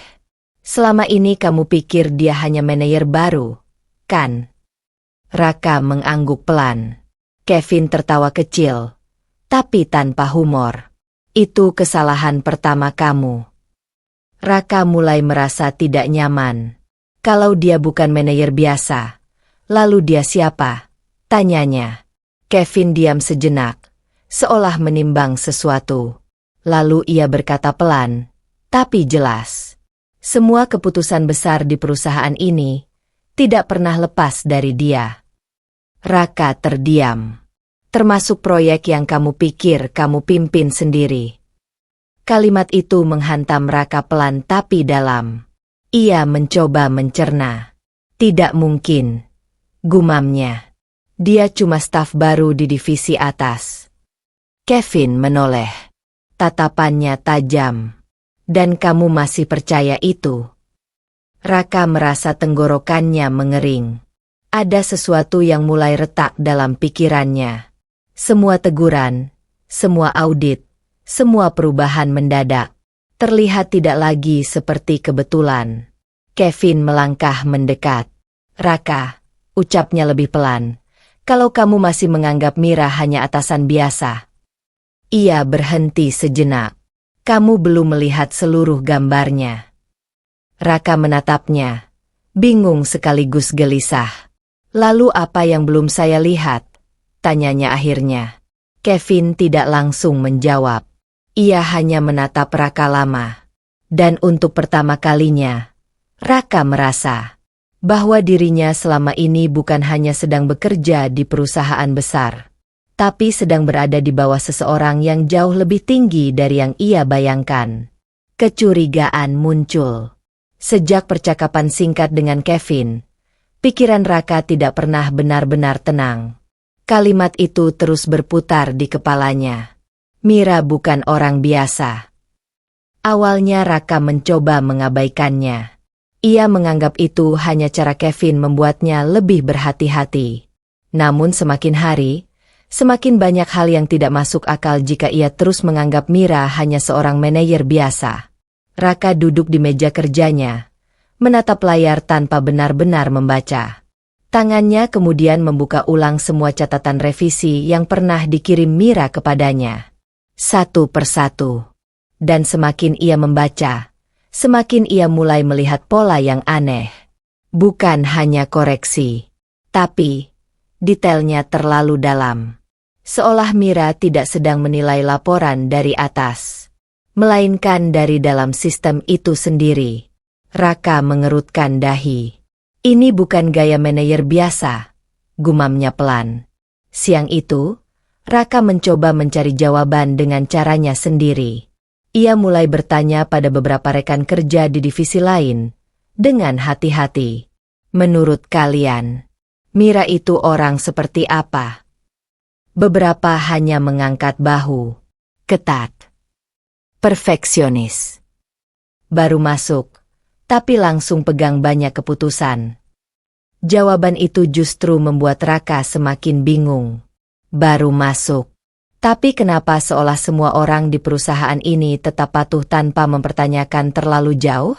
Ada sesuatu yang tidak mereka ucapkan. Atau mungkin, tidak berani mereka ucapkan. Malamnya, Raka tidak langsung pulang. Ia duduk di ruang kerjanya yang mulai sepi, lalu membuka akses internal perusahaan dengan login yang jarang ia gunakan. Matanya bergerak cepat menelusuri struktur organisasi. Nama Mira ada di sana. Tapi posisinya membuat Raka berhenti sejenak. Ia mengernyit. Tidak masuk akal.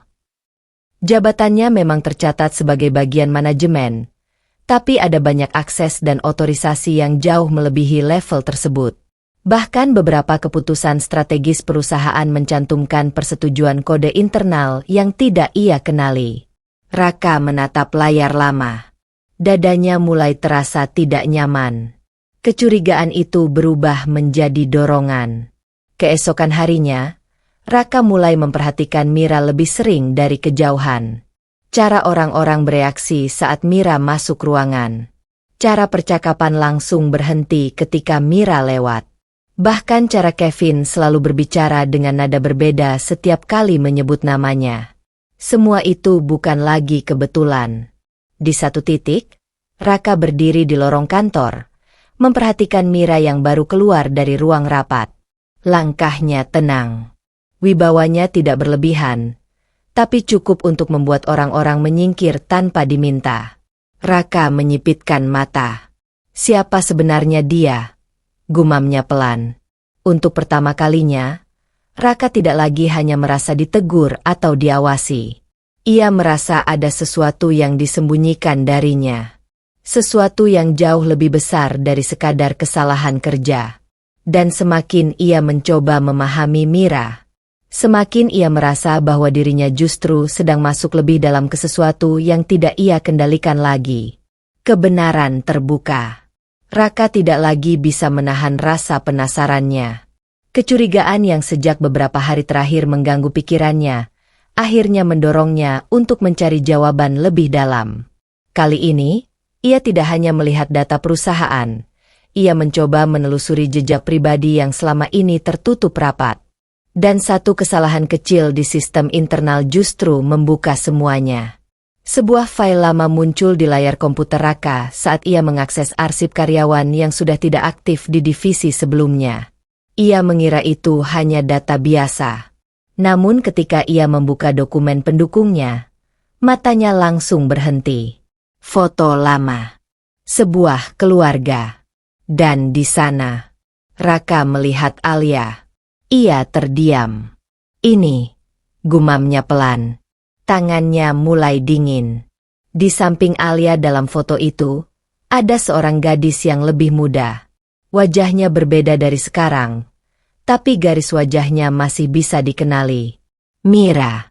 Raka mengerutkan dahi, mencoba memastikan apa yang ia lihat tidak salah. Ia memperbesar gambar. Dan dunia di sekitarnya seolah berhenti sesaat. Tidak mungkin. Beberapa jam kemudian, Kevin memanggil Raka tanpa banyak penjelasan. Kali ini, bukan ruang kecil seperti sebelumnya, tapi ruang arsip pribadi yang lebih tertutup. Raka masuk dengan langkah cepat. Ini apa sebenarnya? Tanyanya langsung, tanpa basa-basi. Kevin tidak langsung menjawab.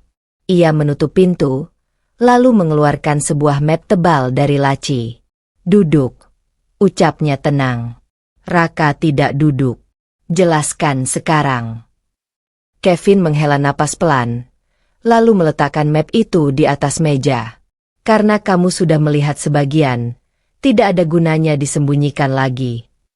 Ia membuka map tersebut. Di dalamnya ada dokumen lama, data keluarga, dan catatan internal yang selama ini tidak pernah Raka ketahui. Kevin menunjuk satu nama. Alia. Raka menegang. Lalu Kevin menunjuk nama berikutnya. Mira. Suasana ruangan langsung terasa berat. Raka membaca cepat isi dokumen itu. Dan saat itu juga, semuanya runtuh dalam pikirannya.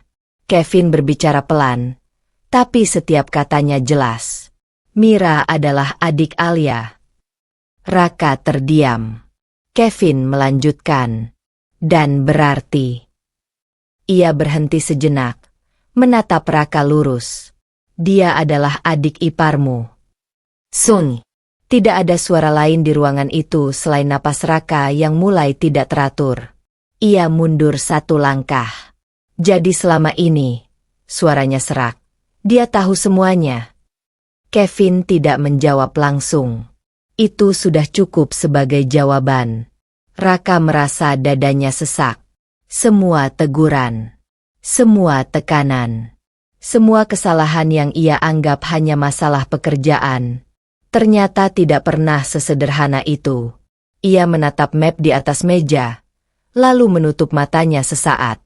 Dan ketika ia membukanya kembali, yang ia lihat bukan lagi sekadar Mira sebagai atasan, tapi Mira sebagai bagian dari keluarga yang selama ini telah ia hancurkan dengan tangannya sendiri.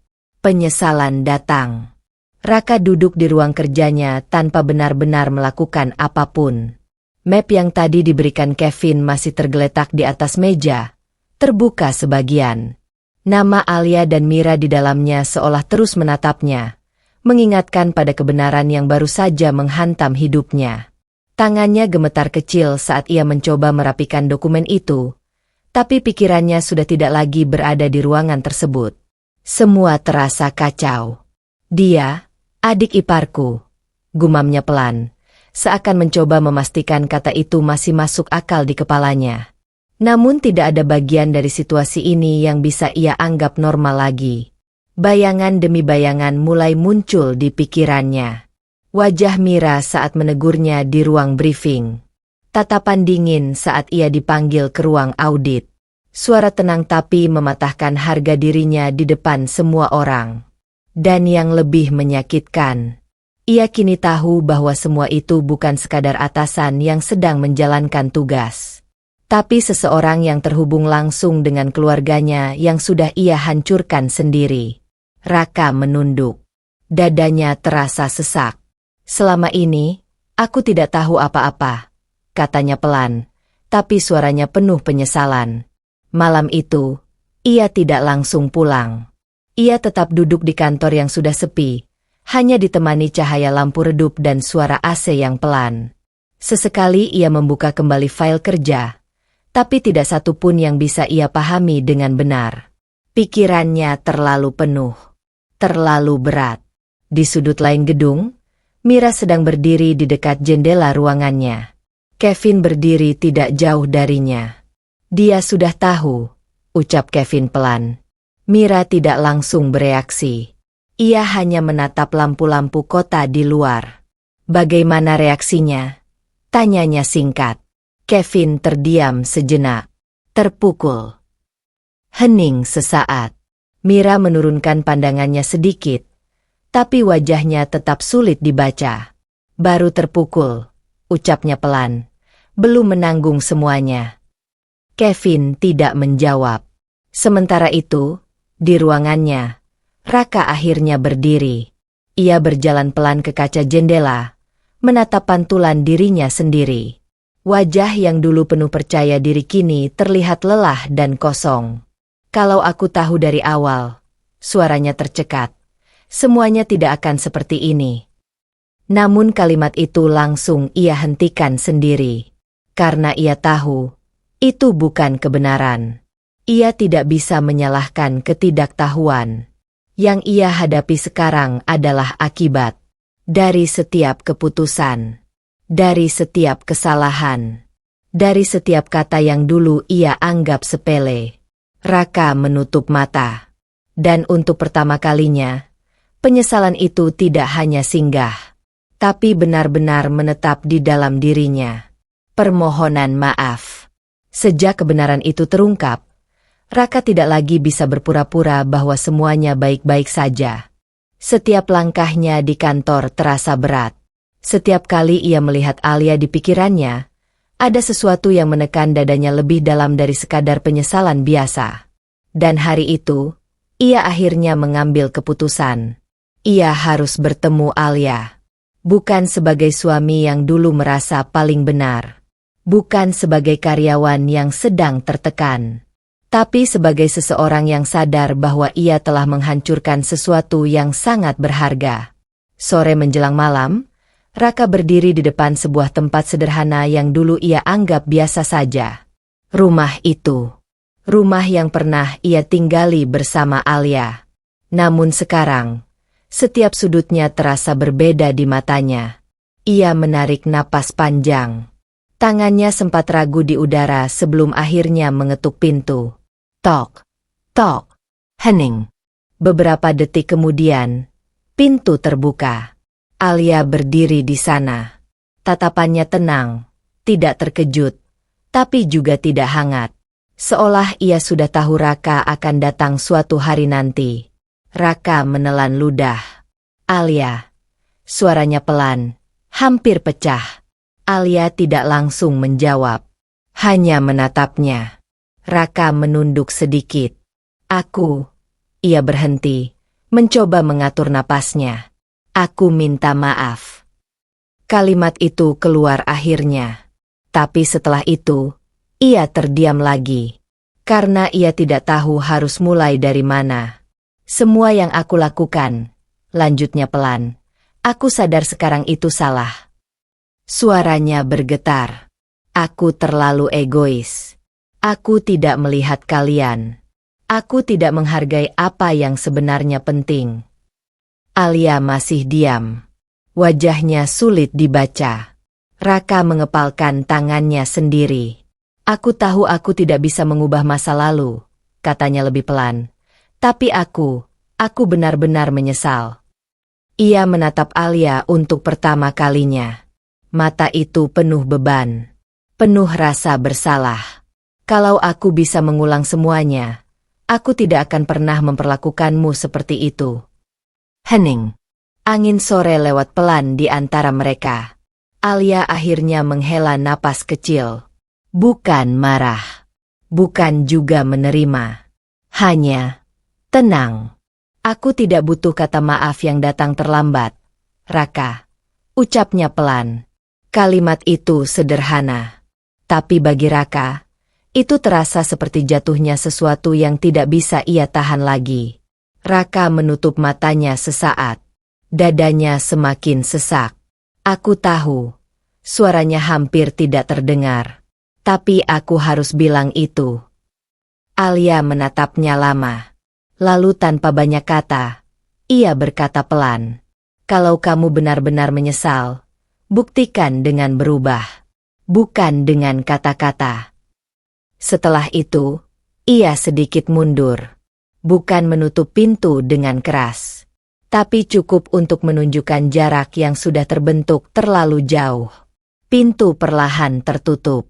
Dan Raka tetap berdiri di sana. Diam. Dengan penyesalan yang akhirnya tidak lagi punya tempat untuk kembali. Hati yang retak. Setelah pintu itu tertutup, Alia berdiri lama di dalam rumahnya.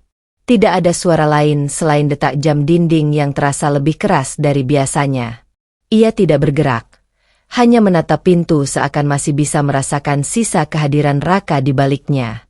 Namun tidak ada lagi yang tertinggal. Hanya sunyi.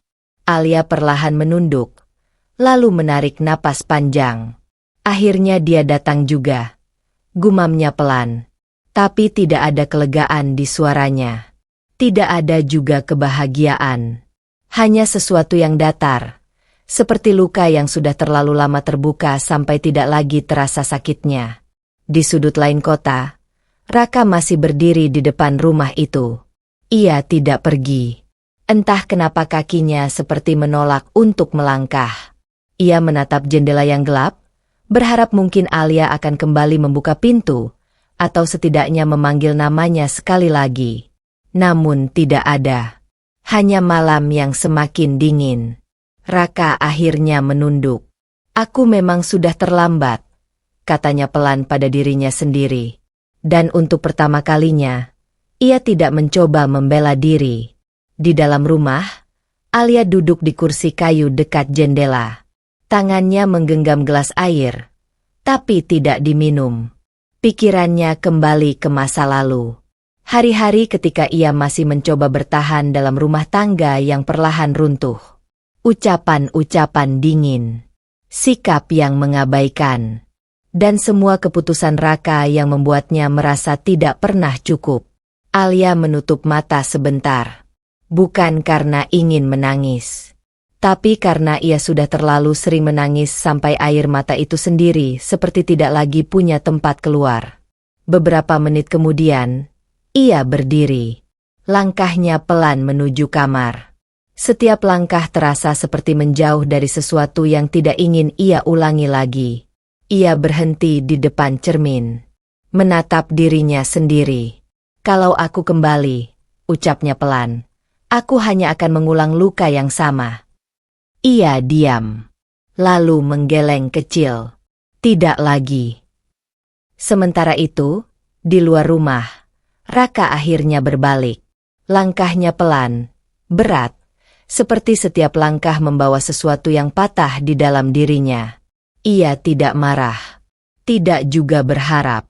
Yang tersisa hanya satu hal.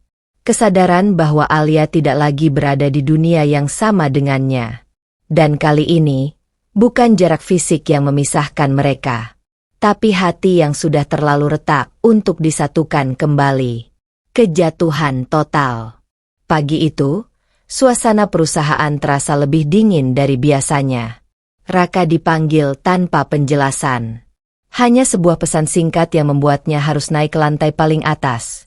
Ruangan yang kini sudah terlalu sering ia datangi, tapi tidak pernah membawa ketenangan. Saat ia masuk, Mira sudah duduk di kursi utama. Kevin berdiri di samping, membawa beberapa berkas di tangannya. Tidak ada percakapan pembuka. Tidak ada basa-basi. Hanya hening yang terasa menekan sejak awal. Raka berdiri di depan meja, menunggu. Ada apa lagi? Tanyanya pelan. Mira tidak langsung menjawab. Ia membuka berkas di depannya, lalu menatapnya sekilas sebelum kembali menutupnya. Evaluasi terakhir sudah selesai, ucap Mira dengan suara datar. Raka mengerutkan dahi. Evaluasi? Terakhir. Kevin melangkah maju, meletakkan dokumen di atas meja. Raka meliriknya. Dan dari judul dokumen itu saja, ia sudah mulai merasa tidak nyaman. Mira akhirnya berbicara lagi. Selama beberapa waktu terakhir, kamu sudah diberi kesempatan untuk memperbaiki kesalahan. Kalimatnya tenang, tapi tidak memberi ruang harapan. Raka menegakkan tubuhnya sedikit. Saya sudah berusaha memperbaiki semuanya. Mira menatapnya langsung. Berusaha bukan hasil. Hening. Kevin membuka beberapa halaman laporan di layar. Data menunjukkan, ucapnya, kesalahan yang sama terus berulang. Ketidakakuratan, pengambilan keputusan tanpa prosedur, dan kegagalan memahami standar kerja perusahaan. Raka terdiam. Ia mencoba membuka mulut, tapi tidak ada kata yang keluar. Mira berdiri perlahan. Langkahnya pelan, tapi setiap gerakan membuat suasana semakin berat. Ia berhenti tepat di depan Raka. Perusahaan ini tidak bisa menunggu seseorang yang tidak berkembang. Suara itu tetap tenang, tapi justru karena itu terasa lebih tajam. Raka menatapnya. Jadi maksud Anda? Suaranya pelan. Saya dipecat. Tidak ada jeda panjang. Mira mengangguk kecil. Iya. Satu kata. Singkat. Final. Ruangan itu terasa berhenti. Raka tidak langsung bereaksi. Ia hanya berdiri diam, seperti otaknya butuh waktu lebih lama untuk menerima kenyataan itu. Ini, karena saya tidak mampu. Tanyanya akhirnya. Suaranya mulai bergetar. Mira tidak menghindar dari tatapannya. Ini karena kamu tidak berubah. Hening kembali. Kevin kemudian menyerahkan dokumen terakhir. Ini surat pemutusan hubungan kerja, ucapnya formal. Raka menatap kertas itu lama. Tangannya tidak langsung menerima. Seolah jika ia tidak menyentuhnya, kenyataan itu tidak akan benar-benar terjadi. Namun akhirnya ia mengambilnya juga. Mira kembali duduk. Mulai hari ini, kamu tidak lagi memiliki akses ke sistem perusahaan. Kalimat itu menutup semuanya. Tidak ada perdebatan. Tidak ada peluang lain. Raka menunduk. Untuk pertama kalinya sejak semua ini dimulai, ia tidak punya jawaban. Tidak ada pembelaan. Tidak ada alasan. Hanya kesunyian yang terasa terlalu dalam. Saat ia berbalik untuk keluar, langkahnya terasa berat. Setiap langkah seperti meninggalkan sesuatu yang dulu ia anggap sebagai pencapaian, tapi kini berubah menjadi pengingat kegagalannya sendiri. Di belakangnya, Mira tidak lagi memanggil. Kevin juga tidak berkata apa-apa. Dan di ruangan itu, Raka akhirnya benar-benar sadar. Ini bukan lagi peringatan. Bukan lagi tekanan. Ini adalah kejatuhan total yang tidak bisa ia hentikan lagi. Kebebasan Alia. Pagi itu, Alia bangun lebih awal dari biasanya. Tidak ada suara yang memanggilnya dari masa lalu. Tidak ada bayangan yang menekan pikirannya seperti dulu. Hanya ketenangan yang perlahan ia pelajari untuk menerima. Ia duduk di tepi tempat tidur, menatap ruangan kecil yang kini terasa berbeda di matanya. Bukan sempit, bukan membatasi, tapi miliknya sendiri. Di atas meja, sebuah surat pengingat pekerjaan dari Mira masih tergeletak. Tawaran untuk tetap terlibat dalam beberapa proyek internal perusahaan, sebagai bagian dari tim analisis yang lebih luas. Namun pagi itu, Alia tidak langsung membukanya. Ia sudah membuat keputusan. Beberapa hari sebelumnya, Alia telah berbicara dengan Mira. Di ruang yang sama seperti biasanya, Mira menatapnya dengan tenang saat Alia mengembalikan beberapa berkas. Aku berhenti di sini, ucap Alia singkat. Mira tidak menunjukkan keterkejutan. Kenapa? Tanyanya hanya itu. Alia terdiam sejenak. Bukan karena ragu, tapi karena ia akhirnya bisa menjawab dengan jujur. Aku sudah belajar apa yang perlu aku pelajari, jawabnya pelan.